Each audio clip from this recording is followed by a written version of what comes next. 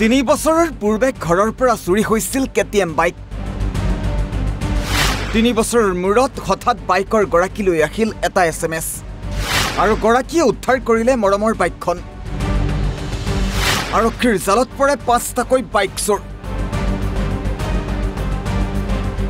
কিন্তু বাইকৰ গৰাকীলৈ কোনে ক'ৰ পৰা পঠালে এই SMS?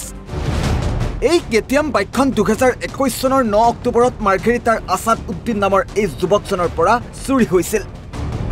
আছাদ উদ্দিনে বহু চেষ্টা কৰিও উদ্ধাৰ কৰিব নোৱাৰিলে মৰমৰ বাইকখন। বাইক চুৰিৰ গোচৰো দিছিল যুৱকজনে। কিন্তু মঙলবাৰে অৰ্থাৎ 1 অক্টোবৰত আছাদ উদ্দিনৰ মোবাইললৈ আহিল এটা SMS।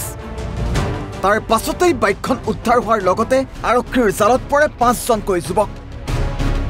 দৰাচলতে 3 বছৰ ব্যৱহাৰৰ অন্তত বাইকখন চোৰে ছাৰ্ভিচ চেণ্টাৰলৈ ছাৰ্ভিচিং কৰিবলৈ আনিছিল। ছাৰ্ভিচিঙৰ অন্তত বাইকৰ গৰাকীলৈ যায় SMS, কাৰণ তাত আছাদ উদ্দিনৰ মোবাইল নম্বৰ ৰেজিষ্টাৰ হৈ আছিল। আৰু এনেকৈ চুৰি বাইক ছাৰ্ভিচিং কৰিবলৈ অহাত উদ্ধাৰ হ'ল কেটিএম বাইকখন। আৰক্ষীৰ জালত পৰিল 5টাকৈ গভাইত চোৰ।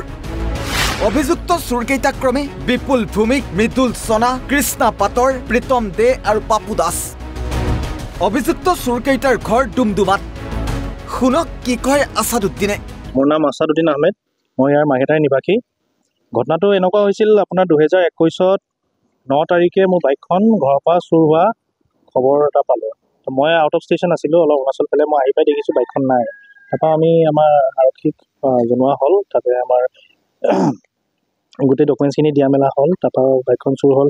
তাতে আমি আৰক্ষী জোৰত লৈ আৰু আমি নিজেও নিজৰ ফালৰ পৰা যিমান পাৰিলোঁ চেষ্টা কৰি বাইকখন বিচাৰিলোঁ মেলিলোঁ, কিন্তু আমি পোৱাগৈ নগ'ল আৰু বাইকখন। তো তাৰপৰা কি হ'ল, আমি আৰু আশা এৰিলোঁ বাইকখন কিবা পাম নাপাম।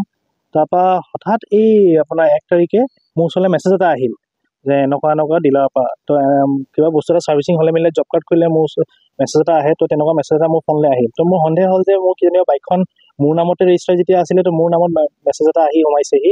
তাৰপৰা মই লগে লগে ডিলাৰলৈ ফোন কৰিলোঁ। ডিলাৰত ফোন কৰি মই RC পঠোৱাত তাৰপৰা তেওঁলোকে চেক কৰিলে। চেক কৰাত আপোনাৰ বস্তুটো সঠিক হ'ল যে মোৰে বাইক হয়।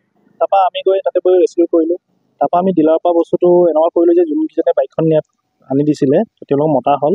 মাতি মেলি তো আমাৰ আৰক্ষী সিজুগুৰি থানা আৰক্ষী আহি তেওঁলোকক উদ্ধাৰ কৰিলে। তাৰপৰা আমি জনোৱা হ'ল মাহেৰা থানা। তো যোৱাকালি আমাৰ আৰক্ষী গৈ মেলি বস্তুখিনি যোনকেইজন একিউজ আছিলে তেওঁলোকক ধৰা মেলা কৰি।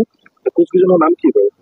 একিউজজনৰ নাম এজন আছে, এতিয়া যোৱাকালি ধৰা গ'ল কৃষ্ণ বুলি ল'ৰা এটা, কৃষ্ণ বুলি আছে। তাৰপৰা আপোনাৰ বিপুল বুলি এজন আছে।